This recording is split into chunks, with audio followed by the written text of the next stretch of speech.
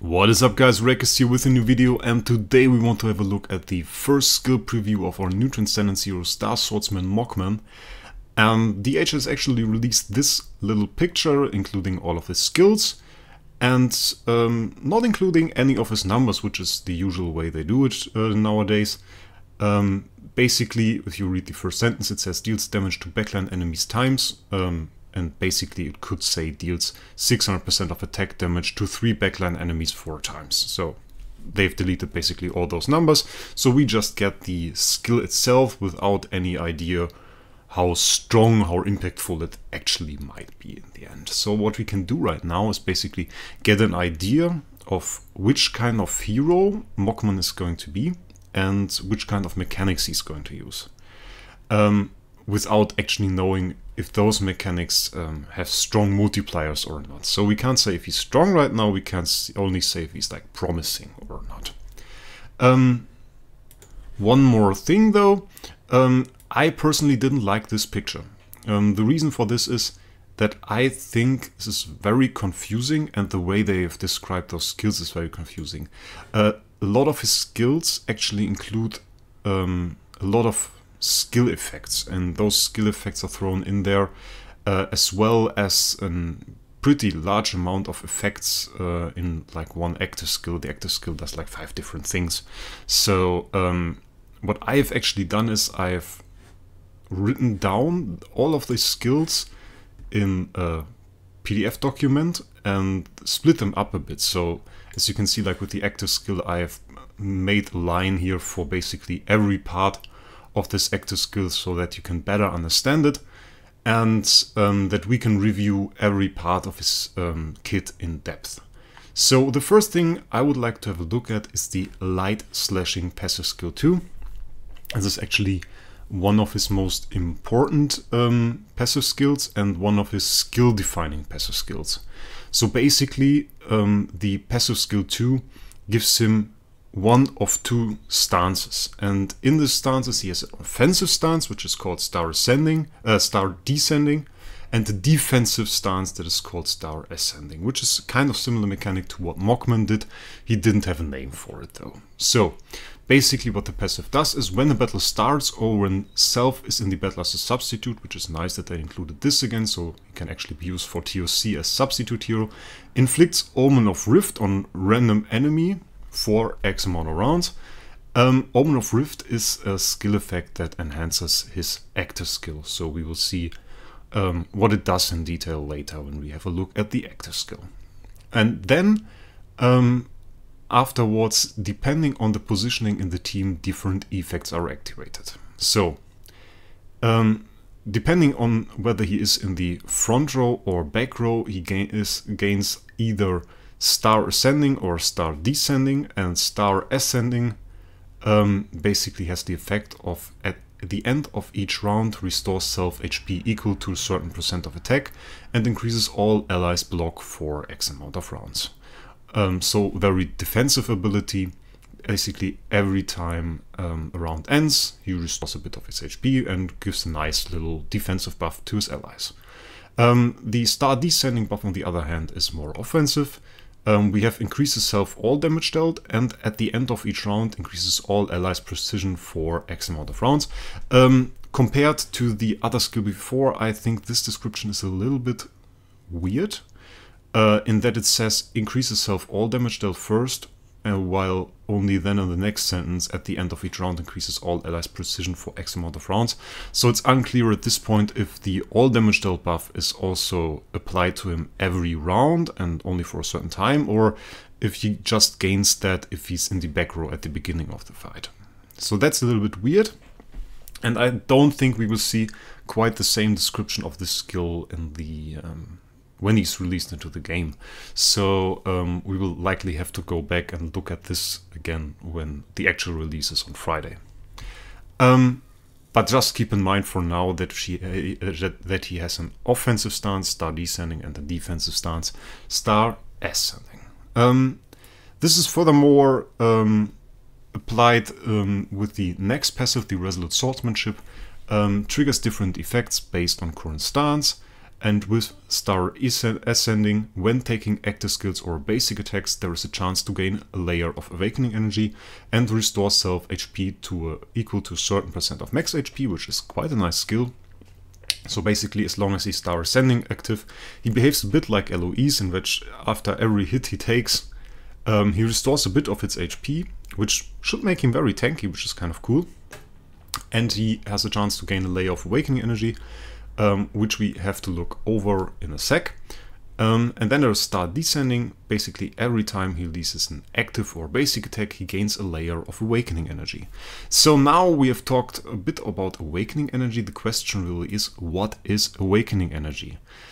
He has two kinds of energy, the Ascending Energy and the Awakening Energy. For now, we want to look at the Awakening Energy, and this says, for every layer of Awakening Energy, say self gains layer of Awakening Energy. This is kind of a weird one. I first thought it was an infinite loop. Now I'm no longer quite sure about this, because it says for every layers, which implicates that it is multiple layers. He needs to gain one layer of Awakening Energy. And I'm not even sure it's even Awakening Energy we are talking about. I could really imagine that they wanted to say Ascending Energy and that this is a mistake, because it just seems so strange that by gaining Awakening Energy he gains Awakening Energy. It's kind of a weird one. The second part is more important for now though, and makes a big impact on his skills. When triggering the first part of this ability, he switches between Star Ascending and Star Descending. So unlike the regular Mockman, he doesn't stay in one stance.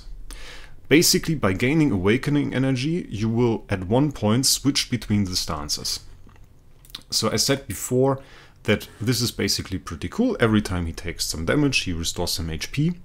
But he won't do that forever, because there's a chance he gains a layer of Awakening Energy, and if he gains enough layers of Awakening Energy, he will switch his stance to Star Descending. Then on the other hand, it's kind of a cool flow, because imagine you have him on your side of the team, he has just attack, he's in the Star Ascending stance now, and now he gets hit by the enemies. He gets hit a few times, restores some HP, tanks a few hits, and then he has gained enough layers of Awakening Energy so that his stance switches to Star Descending. So now he's in his offensive stance, ready for the next round where he attacks again, and when he attacks, he self-gains a layer of Awakening Energy and potentially switches back to Star Ascending to be ready to take the next enemy attacks in his defensive stance. So that's pretty cool. The question if it is reliable that he has Star Descending on his when he attacks and Star Ascending when he is attacked. If that is the case, that is pretty strong and pretty cool. Let's look at the other skill effects for now, so that you're prepared to look over the active and the basic skill. Basically, Ascending Energy is a very strong effect. When taking active skills or basic attacks, we gain one layer of Awakening Energy, or gain layer of Awakening Energy, don't know if it's one. We deal damage to all enemies, and we deal the same amount of damage one more time to enemies with Omen of Rift. Omen of Rift, talked about, is the skill effect that enhances Mockman's active skill. So Ascending Energy is basically a very strong skill effect as well. What it doesn't say is if the layer of Ascending Energy that we gained is taken away after we took damage from an active skill and basically activated it once, if it's used up or not. That's not included there, and I would imagine that after taking an active skill and basically trigger an Ascending Energy, that we use up that charge, that layer, and basically won't trigger this again until we've gained another layer of Ascending Energy. Which, by the way, would make it very cool if I was right about the Awakening Energy, and this would indeed not give you another layer of Awakening Energy, but a layer of Ascending Energy. Would make more sense for me. Then we have Taunt Confrontation. Taunt Confrontation is basically an upgraded version of Taunt. In contrast to Taunt, Taunt Confrontation is a skill effect, which was, by the way, something I criticized during my base Mockman review. That base Mockman used Taunt instead of a skill effect that includes Taunt. Basically it does nearly the same though. as taunt. Active skills and basic attacks of heroes with taunt confrontation will target the caster of taunt confrontation, which is the regular effect of taunt. But then we have a little buff to it. Heroes inflicted with taunt confrontation get their all damage dealt reduced by a certain percent. So when hitting Mockman, they just do less damage. This is of course interesting to see how much reduced all damage dealt it actually is. Is it like 10? Is it 20? Is it 90%? So can make a big difference. It's of course a threat for Mockman to taunt very strong heroes. I would imagine if using like a Void campaign scenario, it would be very dangerous to taunt like 3 Valkyrs, for example, and having them hit all Mockman at the same time, because this will just kill him. So can be pretty good in like PvP, but maybe in PvP in some situations could be kind of dangerous. So now let's look at the active skill actually, now that we've looked over all the passive skills and all the skill effects. Star Transcendence is his active skill, and this one deals damage to all backline enemies with a chance to inflict taunt confrontation on them for rounds, which is pretty cool. We have to see how high the chance to inflict taunt confrontation actually is, and if it might be worth it to run something like Receptor even on him. And if it even works together with the Receptor, because it is applied here like a control effect, when in fact it's described as a skill effect. But this was the case with Taunt before. Taunt on Unimax was always described as a skill effect, but behaved like a control effect. So we will have to see how that works. That will require some more testing. Afterwards, inflict Omen of Rift on random enemy without Omen of Rift for X amount of rounds. Omen of Rift being the skill effect that enhances his active skill. Then we consume all layers of awakening energy, and with every layer inflicting Omen of Rift one more time on random enemy, I assume. And then we have additional skill effect takes place based on current state of self, so whether he has his offensive stance Star Descending or his defensive stance Star Ascending. With Star Ascending, his defensive stance, we reduce the attack of the enemy with the highest attack for X amount of rounds and grant ourselves Star Ascending energy for X amount of rounds. So the Ascending energy buff that in itself does a lot of damage and gives us an awakening energy. And in the Star Descending version of his active skill, he reduces the armor on the enemy with the highest attack for X amount of rounds, and chases and attacks enemies with Omen of Rift, dealing damage with the chance to chase and attack more time upon each chase and attack. Well, I just see that this is actually a mistake on my part. He reduces the armor on the enemy with the lowest life, not the highest HP, not the highest attack. It's the lowest HP for X amount of rounds. Chases and attacks enemies with Omen Rift, dealing damage with the chance to chase and attack more time upon each chase and attack, which is absolutely a strange description. Meanwhile, each chase and attack grants self-layer of awakening energy. So first, for this part of the active skill, basically, if he's in the Star Descending version, he does what I would imagine is a lot of damage against enemies with Omen of Rift. He hits all those Omen of Rift enemies with one time, and then has a chance to attack them more times, with a certain percent chance, I imagine. And for each chase and attack, we grant ourselves one layer of awakening energy. So basically in the Star Ascending version, he doesn't do a lot of damage with his active skill, while in the Star Descending version, this looks like it can be very devastating based on the amount of Omen of Rift on the enemy heroes, of course. So kind of weird. I'm really interested to see how this works out, because it brings a little bit of an RNG part, I would imagine, to the fight. If you cannot reliably get Star Descending on his active skill, that would suck. That would suck a lot. But this one part here seems very promising. This looks like it would be absolutely devastating if you get a Star Descending active on an enemy team with like a lot of Omen of Rift on them. That's quite... That looks quite strong. Definitely will be quite interesting to see that. I would imagine with that he's quite a strong damage dealer.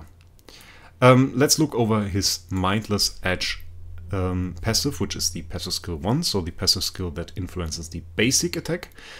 Changes the basic attack to deals damage to a single enemy, which is in itself not good. And then additional skill effects take place based on current state of self. Again, we have the stances.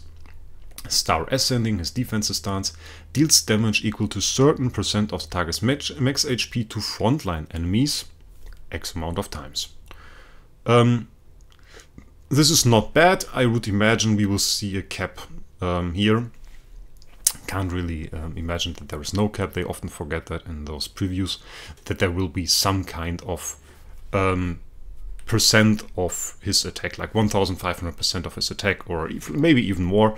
His base version had quite high multipliers. Maybe we will even see something like 5000% as attack, which would make it quite a strong basic attack, especially if you hit bosses. Bosses don't really need you to hit a lot of enemies, so that's quite good. And then we have Star Descending, deals damage to backline enemies X amount of times, and we have guaranteed crits. That's quite cool. Usually, I think it was like Natasha who had a similar skill, and this didn't work on Fairy Queen Vessa. So you will likely not be able to crit Fairy Queen Vessa with this skill. So maybe we'll make it interesting to put the lowest life hero and Fairy Queen Vessa in the back row in future teams. Well, we will have to see. So what do I think in total about this hero? Go back to his picture here, because I like this design. I think it's a very complicated hero with a lot of things, and mainly the part that we have to see which can make him good or bad is if we can get Star Descending reliably when he does his active skill, and if we can get Star Ascending reliably when he is attacked. If you can make a team and make this work, this will likely be a very strong hero that will perform well in a lot of game modes. I can, if he has high multipliers for his attack, a lot of damage, then I could see him perform well in bursty PvP teams. I can see him perform well, like maybe an energy feed PvP team even. And PvE, he doesn't really have a lot of things going for him in PvE, but it would make me say like, yeah, we want to include him. I think for PvE it really it's really important that he does a lot of damage. I think if we don't see high multipliers on his active skill and don't see like a lot of 1600, 2000% of attack damage that he deals to the enemies, then this will likely not be a very good hero for that. If you can see that though, that's like a new damage dealer for maybe even Void Campaign. So that's quite interesting to see. Another thing we will have, of course, have to check out is the Tree of Roots. They have not released anything on his Tree of Origin and his core, so that will be something that is quite interesting that we can check out. I guess I will do another video tomorrow where I'll talk about the implications of his percent values. This should likely be released tomorrow. There we will see if he's really good, if I think he will be really good. And maybe we will also get some info on the Tree of Origin tomorrow, unless we only get it on Friday, in which case I will make a video on him on Friday as well. So we'll get quite a few Mockman videos. But I guess I want to bring the information to you guys as fast as possible. So that's something. In any way, I will definitely build him rather early. I wanted to make a stream on Friday, but a lot of people have actually asked me to do stream at a different time, so I plan to do one on Saturday, maybe like at like 1500 GMT +2. That is something I aim for. I will make a post tomorrow though, detailing the start and the time that we will see me stream, and then we will test him, of course, build him, and maybe look into the event. I won't spend anything. No purchasing is still a thing in the Isleros community, so I will likely not buy any event pack as well. So a little bit of free-to-play stuff, but should still be quite cool doing some testing with him. And until then, guys, I hope you have a great time, and we will see us in the next one. Bye!